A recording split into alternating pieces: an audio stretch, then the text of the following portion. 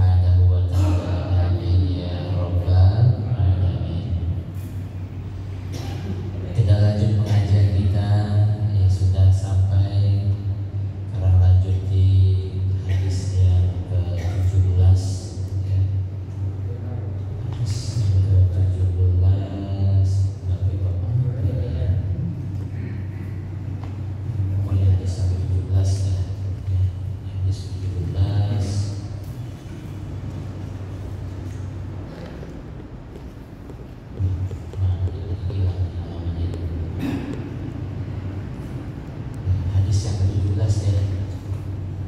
Tentang keutamaan zuhud, fadlul zuhud di dunia.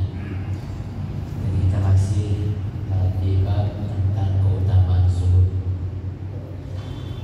Qala al-musannif rahimahullahu ta'ala wa nafa'ana bihi wa bi'ulumihi fid daril amin. Wa 'an Nu'man bin Bashir radhiyallahu anhuma, dan dari Nu'man bin Bashir, semoga meridhai oleh Allah daripada keduanya, qala, berkata ia, dzakara Umar bin Al-Khattab, menyebut oleh Umar bin Khattab radhiyallahu anhu, semoga meridhai oleh Allah daripadanya,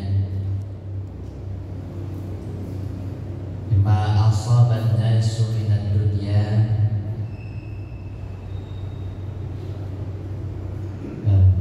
apa yang menimpa kepada manusia itu minat dunia, dari dunia. Faqala, kemudian ia berkata,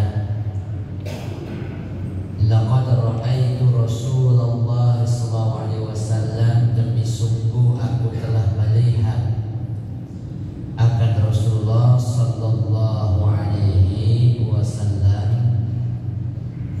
yazallul yawma, di mana di hari itu Nabi berjalan lesu atau sempoyongan. Apa yang menyebab Nabi yazallu, doyong, sempoyongan, yaltawi, di mana Nabi dalam keadaan lapar, ma yajidu dakolan, sampai-sampai Nabi gak punya dakolan, kurma yang jelek, yang lau bihi batnahu, yang mengisi perutnya dengan kurma yang jelek tadi. Nah, jadi dakol ini adalah kurma yang jelek atau kurma yang sudah kurang bagus. Dan pada satu ketika Nabi tidak memiliki makanan, saking gak punya makanan itu, sampai-sampai kurma yang jelek pun gak ada. Nah, ini bahasa kiasan gitu. Artinya kalau kurma yang bagus, secara umum harganya juga mahal. Jangankan yang mahal, yang murah aja Nabi yang paling murah, yang paling sederhana, yang paling jelek aja Nabi gak punya. Tetapi bukan berarti Nabi memakan kurma yang jelek, Nah, makanya seyogianya kalau bisa kita memakan makanan kurma yang bagus, sebab kurma yang jelek itu nanti bisa dilihat apakah kurma tersebut sudah mengandung jamur berubah warna. Nah, itu umumnya nutrisinya juga sudah sudah berkurang, atau bahkan nggak bagus untuk dikonsumsi. Atau kadang ada kurma yang ternyata baunya busuk. Jadi kalau seandainya kita dapetin kurma, ini baunya bukan bau kurma ini, itu sebaiknya jangan dimakan. Nah, kemudian kurma yang gak bagus itu adalah diantaranya kurma yang ada binatangnya. Ada binatang kecil tuh. Ada binatang apa? Binatang kecil. Padahal kurma ini karena memang kurma ini umumnya mereka ditanam tidak menggunakan disepret dengan pestisida. Satu sisi pestisida itu membuat tumbuhan, buah-buahan menjadi lebih awet, terutama dari kutu ataupun binatang-binatang. Tetapi satu sisi secara kesehatan lebih bagus yang tidak menggunakan pestisida. Nah, seperti itu Nah, kurma ini, kenapa kurma ini bisa bagus? Di antaranya ketika ia ditanam memang tidak menggunakan pestisida.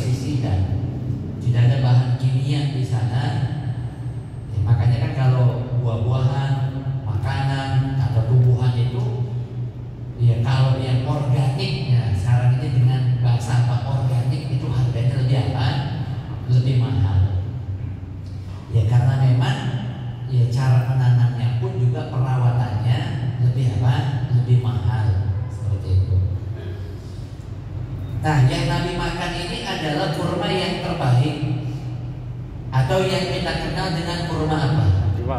Ya, kurma ajwa. Nah, makanya kalau kita berangkat haji, berangkat umroh, itu harganya berbeda jauh antara di tanah air dengan di tempat asalnya. Itu harganya bisa berbeda 3 sampai 4 kali lipat, atau bisa 3 sampai 5 kali lipat. Yang belum lama kemarin saya umrah itu di awal Agustus, harga kurma ajwa, dan itu sudah kualitas bagus, itu hanya di harga 30 rial 1 kilo. Kalau dirupiahkan ya kurang lebih 100 ribu. Ya, kalau di Indonesia itu ya kurang lebih yang kurma ajwa itu 1 kilo 300 sampai 500 ribu satu ya 1 kilo. Nah, ini kan beda harga.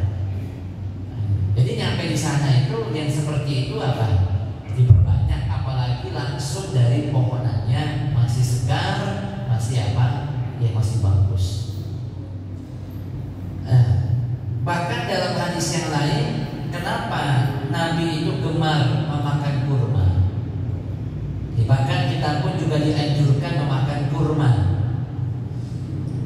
karena ada hadis Nabi bahwa kurma ini ampuh untuk menangkal racun, bahkan sihir. Jadi kalau ada racun, ya keracunan seseorang, maka ingat-ingat nih hadis ini. Salah satu penetralisirnya adalah apa?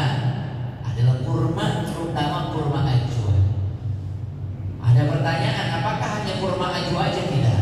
Ya, kurma yang lain pun dapat bisa, apalagi kurma ajwa. Kenapa kok kemudian Nabi menyukai kurma ajwa? Karena memang secara rasa paling enak. Nah, dari sini kita memahami bahwa Nabi itu pilih-pilih makanan.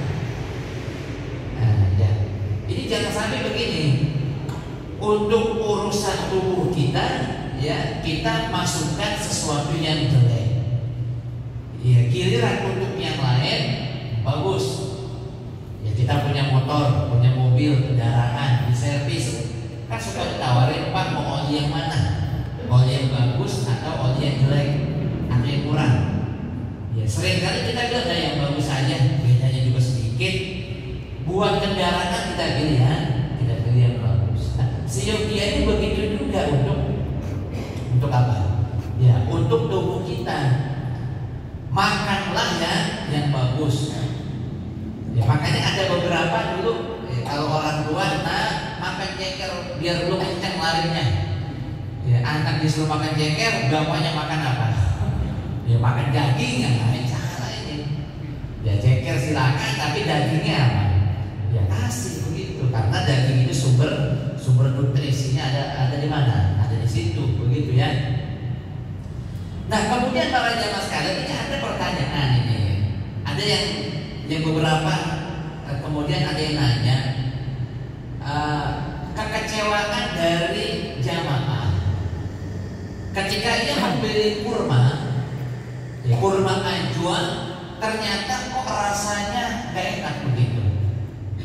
Usut punya usut, ternyata kurma ajwa pun juga ada yang asli, ada yang KW. Ada yang apa? Ada yang KW. Ternyata bukan hanya barang begitu, tapi kurma pun juga ada. Ini kalau dikenal ini, kalau di Arab ini namanya kurma lulu. Ya, kurma yang memang tidak seperti kurma ajwa. Iya, saya tadi lupa itu. Kalau ingat saya akan bawa kurma ajwa sambil kita lihat. Kurma ajwa yang asli, nanti kalau makan kurma lihat-lihat nih, ya. Ini kurma ajwa bukan. Kurma ajwa yang asli itu umumnya ada bintik-bintik putih atau garis-garis putih. Sedikit sih garis-garisnya atau bintiknya, tapi nampak ada apa? Garis kerutan atau bintik-bintik warna putih. Nah, itu adalah kurma ajwa asli. Kemudian kalau dimakan, kurma ajwa asli itu rasanya lembut, ya, manisnya gak terlalu manis. Ya, mati sepas dah di lidah. Nah kalau yang KW itu ya, itu rasanya kayak gula merah. Rasanya kayak apa? Kayak gula merah. Ya kecuali yang nggak bisa bedain, pusat enak aja ya. Ada juga ya nggak bisa apa bedain. Nah kalau kurma yang bukan ajwa atau yang KW, itu bentuknya itu biasanya tidak ada warna bintik-bintiknya, polos hitam aja, atau bahkan ada kekuning-kuningan. Itu seperti itu. Kalau kita berangkat ke Arab, ya, haji maupun umroh, ya sejauh ini yang saya temui kalau dibilang ajwa, ya ajwa benar semuanya. Nah ini dari mana nih ajwa KW ini? Ini banyak terjadi di penjual. Ya sama-sama kotak sih, cuma yang satu HP, yang satu kotak apa? Kotak sabun. Jadi mereka yang ketika beli online itu karena nggak melihat langsung bentuknya, tidak mencicipi, sehingga pas ketika dikirimi ternyata apa? Kok rasanya beda? Ya kalau beli di Arab, ya sepengetahuan saya begitu. Ya kalau ajwa, ya ajwa benar begitu. Ya wallahu alam kalau di Indonesia, tapi setidaknya ciri-ciri ini kita tahu. Nah kemudian para jamaah sekalian, ada lagi nanti kurma ruto. Ini kurma yang apa? Yang mentah atau setengah matang. Jadi kalau seandainya mau beli, ya ini bagus terutama bagi wanita hamil. Nah, ini yang terutama ketika ia akan melahirkan. Ya kayak saya kemarin punya adik ya yang nomor 3, saya nomor pertama, adik saya nomor 3 itu ketika melahirkan itu sampai darahnya itu banyak keluar.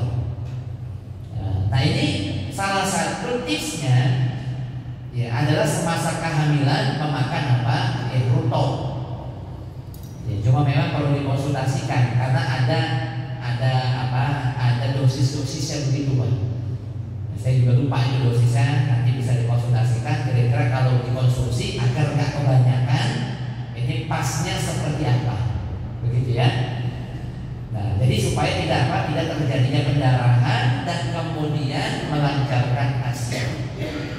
Nah, artinya para jamaah sekalian, kurma ini pada hakikatnya bagus. Pada hakikatnya apa? Pada hakikatnya bagus. Ya, silakan kita konsumsi, terutama konsumsilah kurma apa? Iya, kurma ajwa. Hadis ini pada satu ketika Nabi jalan sempoyongan, Nabi nggak punya makanan sampai dakol, ya kurma yang jelek tidak ada pada diri Nabi. Itu maksudnya adalah Nabi pada saat itu nggak punya makanan, tetapi bukan berarti Nabi memakan makanan yang apa? Yang jelek. Nabi memilih-pilih. Ya. Hadis berikutnya wa an Aisyah radhiyallahu anha, dan dari Sayyidah Aisyah semoga beliau adalah daripadanya. Kalau berkata ia tufi Rasulullah SAW, ya di saat itu Nabi wafat. Wa ma fi baiti syai'un, kata Aisyah, gak ada di rumahku sesuatu yakuluhu yang bisa dimakan dukabidin, ya oleh makhluk yang bernyawa. Apa makhluk yang bernyawa? Ya manusia, ya hewan, itu adalah makhluk apa? Yang bernyawa. Illa syatru syairin, kecuali hanya sedikit saja syair. Syair itu gandum. Fi raffili, ya, yang ada di rak makanan. Jadi ada rak makanan di rumahnya Nabi, ya rumahnya Sayyidah Aisyah. Hanya ketika Nabi wafat hanya tersisa apa? Tersisa sedikit gandum. Fa'aqaltu minhu, maka ya ketika aku makan, ya hatta tolak adanya, dan gak lama kemudian fakir tuh ya aku memakannya, fafania, akhirnya gandum itu pun apa? Fania, habis. Jadi saking apa? Saking sedikitnya sekali makan apa? Habis begitu. Jadi kalau kita beras 1 kilo itu ya atau 1 liter itu kan bisa 6 sampai 8 piring gitu ya. Nah, kalau yang makannya banyak ya 5 sampai 6 piring. Artinya bisa buat dimakan 5 sampai 6 orang. Berarti bayangannya ya kalau ya gandum itu ya anggap saja ya seperempat gandum atau kurang dari itu, 1 on atau 2 on lah, gitu ya. Ya artinya sekali makan apa? Habis. Apa maksud daripada hadis ini para jamaah sekalian? Yang pertama, ya bahwa Nabi mengajarkan kepada kita untuk zuhud. Ya, untuk apa zuhud? Untuk urusan dunia zuhud. Cuma jangan sampai ada yang salah mengartikan begini. Tadi pernah saya sampaikan sebelumnya. Ya Allah Pak Ustaz, itu kiai zuhud banget, muda 30 tahun, ya motornya masih doyok juga. Saya bilang itu bukan zuhud, itu jamaahnya itu bener ya. Udah tahu guru yang ngajar istiqomah sampai 30 tahun, kasih itu hadiah itu guru. Kasih apa? Kasih hadiah. Kasih apa? Kasih hadiah murid seperti ejek gitu kan. Lalu itu kasih hadiah itu apa? Ya itu guru. Ya guru dari istiqomah 30 tahun ngajar. Dan sekarang ini para jamaah sekalian, ya mengajar ini bukan sesuatu yang favorit. Saya udah banyak dengar cerita. Ya Allah Pak Ustaz, ya lulusan dari Timur Tengah saya kasih jadwal khotib izin mulu, ya. Emang kan saya tanya kenapa izin? Ya ada punya bisnis Pak Ustaz, ya mungkin jadi ustaz lama kayaknya kali gitu ya. Ini benar Pak, nggak bohong. Orang Cikarang cerita ke saya seperti itu, ya. Ketua DKM cerita. Nah artinya ketika ada seorang guru kemudian istiqomah, ya istiqomah, ya kalau kita punya rezeki, ya kasih hadiah, ya kasih hadiah itu siapa? Ya itu guru, gitu ya. Guru itu kan seperti emas Pak. Ya kalau aku dulu bilangnya begitu. Kalau kiai itu semakin tua itu, ya bukan semakin apa? Ya bukan semakin turun, ya tapi semakin naik. Ya wibawanya semakin apa? Ya semakin naik. Ya artinya para jamaah sekalian, ya seperti halnya emas. Emas itu ya semakin lama itu bukan semakin murah, tapi semakin apa? Semakin mahal. Ya dulu harga emas berapa? Sekarang udah 1 gram berapa? 1 juta. 1 juta 1 gram. Bahkan ada prediksi 2-3 tahun lagi emas ini bisa tembus di angka 1,5 juta 1 gramnya. Ini ada prediksi. Nah seperti itulah para jamaah sekalian, seorang kiai, seorang ulama yang istiqomah, ya semakin tua itu semakin berkarisma. Semakin apa? Semakin berkarisma. Nah jadi zuhud ini para jamaah sekalian bukan berarti hidup miskin, bukan. Hidup susah, ya sampai nggak punya apa-apa begitu, enggak juga. Ya, karena banyak para sahabat-sahabat Nabi sampai Nabi itu mengangkat mantunya siapa? Sayyidina Utsman bin Affan. Itu kan orang kaya, Sayyidina Utsman bin Affan. Ya ketika perang terakhir Nabi, perang Tabuk, perang apa? Perang Tabuk. Ya, itu sampai Sayyidina Utsman itu nyumbangin 1.000 personil. Ya, 10.000 personil loh, 10.000 personil. Ditanggung semua. 1 personil ya itu ditanggung 1 dinar. 1 dinar itu kalau sekarang itu dirupiahkan, kalau yang emas antam, ya emas antam itu ada koin dinar itu harganya 4.250.000 1 dinar. Ya, 1 dinar itu sudah 4 juta. 10 dinar 10 juta. 100 dinar ya berapa tuh? 400 juta. Ya. 10 dinar 400 juta. 100 dinar 4 miliar. Berarti kalau 1.000 dinar 40 miliar. Ya, artinya para jamaah sekalian harusnya Nabi itu ngangkat mantu yang susah-susah aja begitu. Orang apa? Orang miskin kan begitu. Buktinya enggak. Tapi kok kenapa kok Nabi kok hidup ya seperti orang susah begitu? Karena Nabi ingin mengajarkan kepada umatnya agar engkau jangan terlena kepada apa? Kepada dunia. bukan berarti kemudian kita sampai apa? Sampai jadi orang susah banget. Ya. Bahkan kadal fakru ayyakuna kufran, berhati-hatilah, terkadang kefakiran itu bisa menjadi seorang kepada apa? Ya, kepada kekufuran. Jangan sampai menjadi orang susah, ngebis-ngebis, akhirnya rela menukar akidah kepada apa? Ya, kepada harta. Itu yang dikhawatirkan Nabi. Khusus Nabi seperti memberikan pelajaran agar engkau jangan mengejar-ngejar apa? Ya, harta. Tapi bukan berarti engkau harus hidup melarat begitu. Jika engkau diberikan kelebihan rezeki, gunakanlah rezeki itu dengan sebaik-baiknya. Ya, buat makan kita, buat keluarga kita. Sebagian kita apa? Ya kita sumbangin buat bantu orang-orang susah, buat masjid, madrasah, seperti itu Pak. Ya. Nah, jadi yang pertama itu dalam hadis ini zuhud, gitu ya. Kalau Nabi seperti itu wafatnya sampai nggak punya apa-apa, bukan berarti kita harus kemudian gak punya apa-apa, bukan begitu. Yang penting harta yang kita yang menjadi amanah dari Allah, pergunakanlah di jalan Allah, di jalan Allah. Itu yang kita ingat-ingat ya.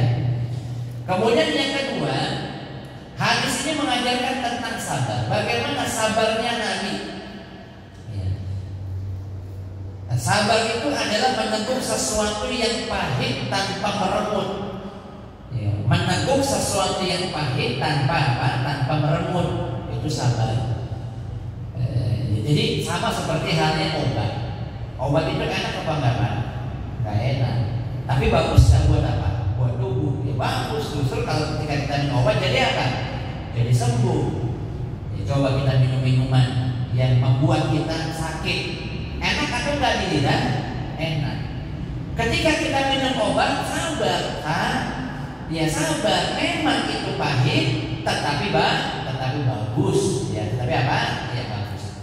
Inilah para jamaah yang dicontohkan oleh Nabi. Ya meskipun Nabi hidup dalam kesederhanaannya, ya tetapi Nabi tetap istiqomah beriman kepada Allah sampai akhir hayatnya. Seperti itulah kita.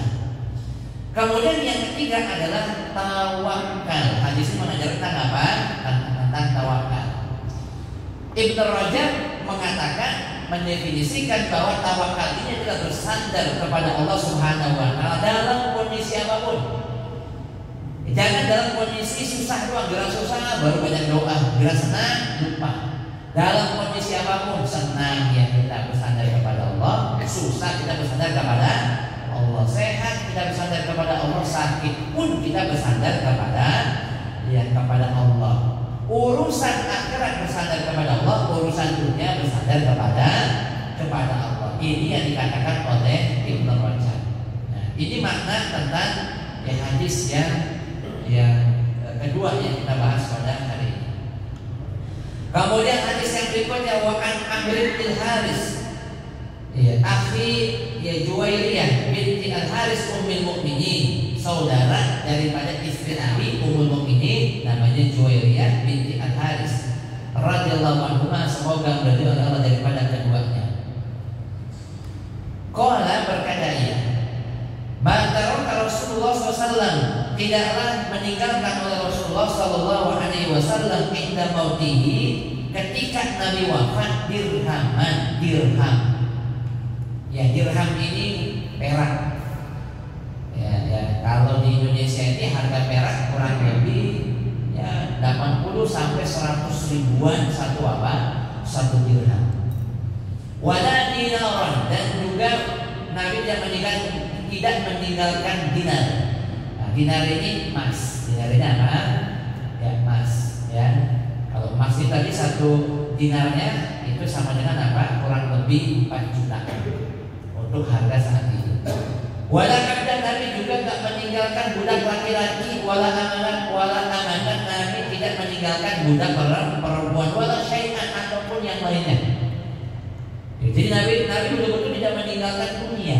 Dalam hadis yang tadi, kecuali ada gandum sedikit, ya sekali makan apa habis sudah. Illa baqlatahu al-bayda, kecuali masih ada yang Nabi tinggalkan. Baqlatahu al-bayda, yang Nabi tinggalkan adalah baghal, warna putih. Allati kana yarkabu, yang Nabi mengendarai bagol itu wasilahu dan juga senjatanya, wa ardan dan juga sebidang tanah ya yang Nabi tinggalkan, ja'alaha yang dijadikan libni sabil sedekah yang dijadikan apa? Sedekah kepada ibnu sabil. Ada sebidang tanah tapi sudah Nabi apa? Sedekahkan. Hadis ini sahih rawahu al-Imam Al-Bukhari. Nah, jadi begini. Nabi itu ya, Rasulullah SAW menggunakan 4 hewan. Jadi kalau Nabi kemana-mana, selain Nabi berjalan kaki, Nabi kan menggunakan apa? Kendaraan. Kendaraan apa saja yang digunakan oleh Nabi? Ada 4 hewan yang Nabi gunakan. Ya, baik itu keperluan berdagang, berdakwah, berperang maupun kebutuhan yang lain. Keempat hewan ini diantara yang pertama adalah kuda. Nabi punya apa? Ya, punya kuda.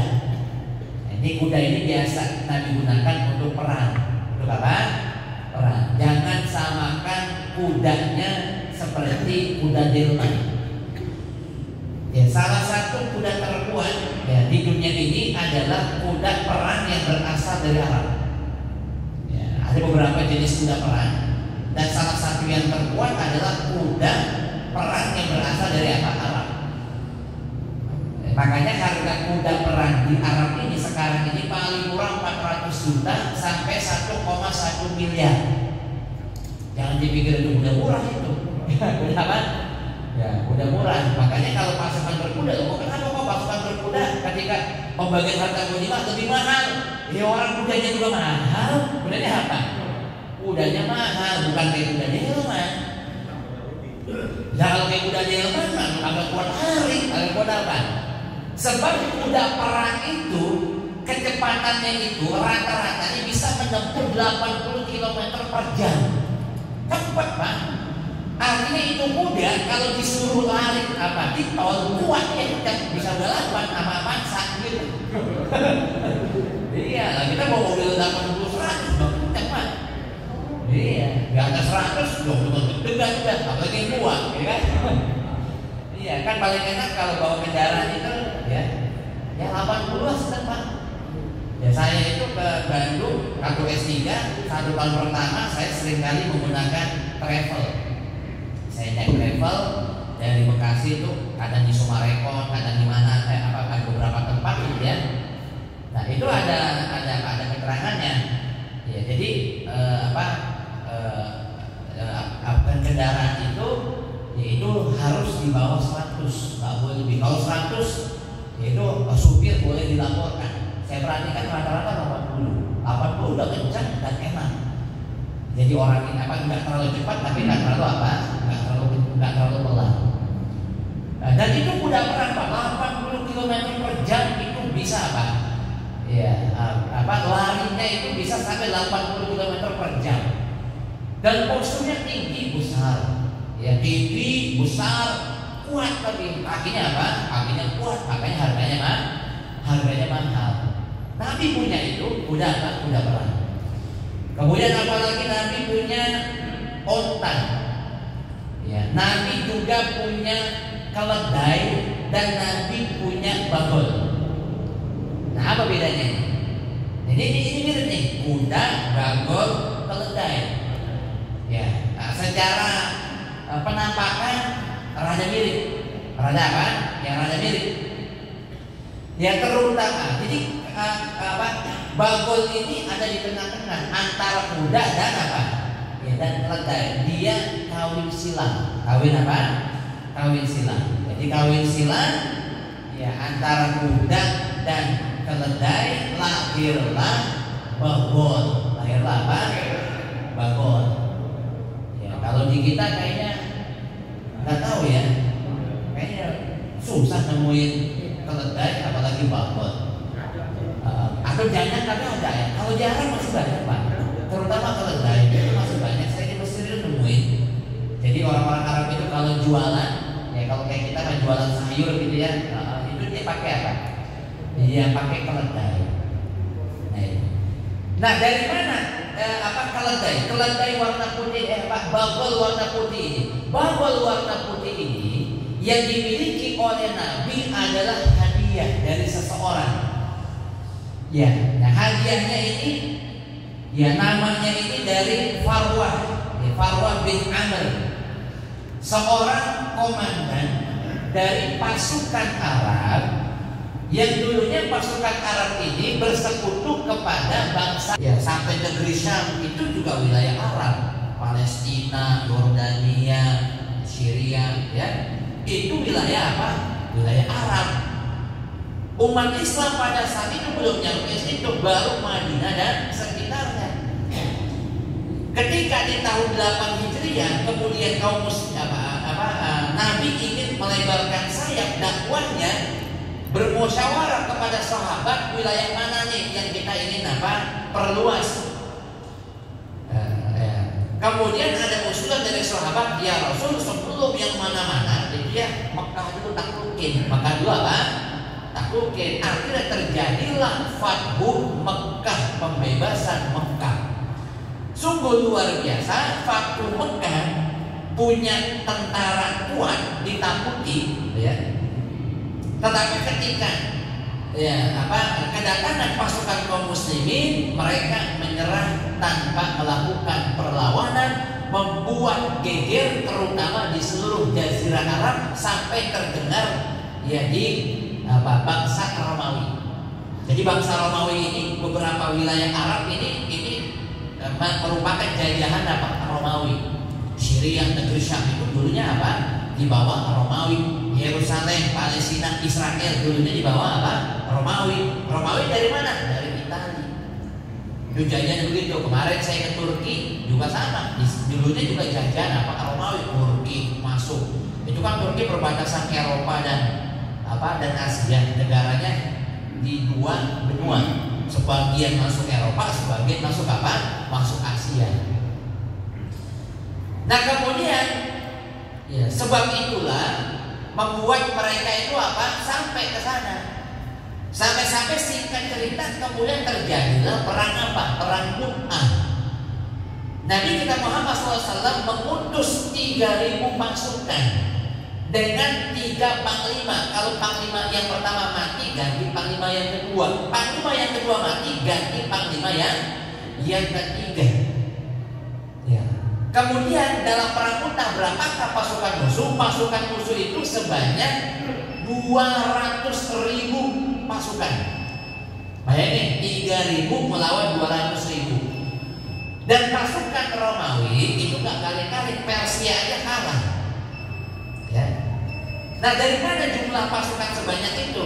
100.000 pasukan Romawi, 100.000 ini dari tentara-tentara atau pasukan-pasukan Arab yang bersekutu kepada siapa? Ya kepada Romawi.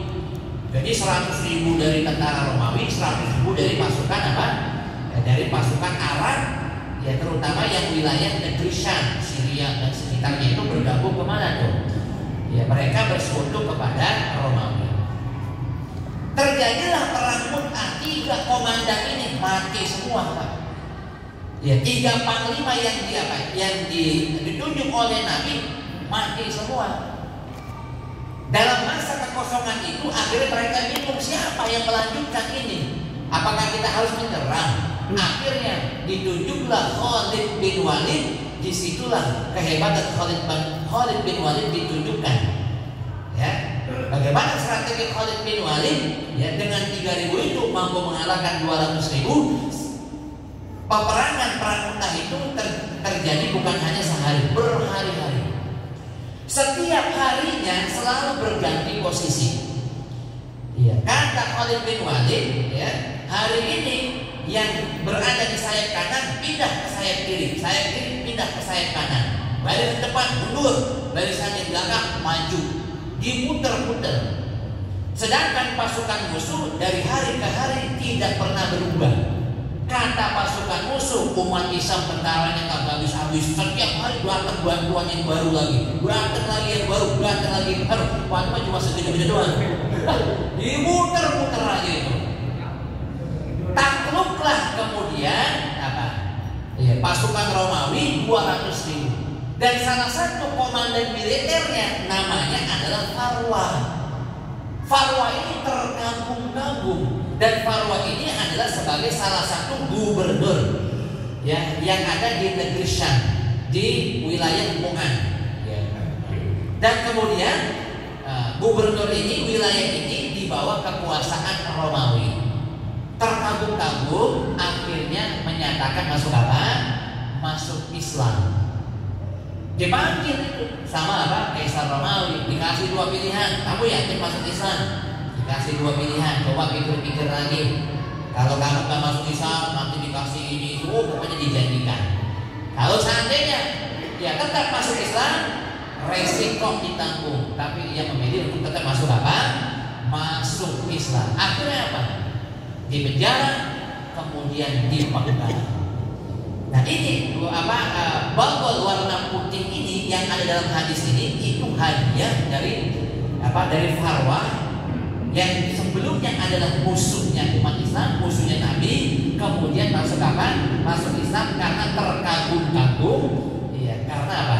Ya karena perang Mu'tah. Perang apa? Perang Mu'tah. Pasukan Romawi mampu dipukul apa? Mampu dipukul mundur. Nah sehingga para jamaah sekalian dirahmati Allah ya, jadi pada intinya ya Nabi ya tidak meninggalkan dunia, mengajarkan kepada kita agar kita jangan apa ya jangan terlena dengan urusan dunia gitu ya. Tapi bukan berarti kemudian kita nggak bekerja sama sekali, jangan ya, tetap ya kita kerja, kita niatkan untuk apa ya, untuk Allah ya, di jalan Allah, untuk keluarga, mencari nafkah, untuk yang mulia. Dan semua harta yang dititipkan oleh Allah kepada kita pada hakikatnya itu adalah amanah dari Allah Subhanahu wa taala. Mari kita gunakan dengan ya sebaik-baiknya. Wallahu a'lam bishawab.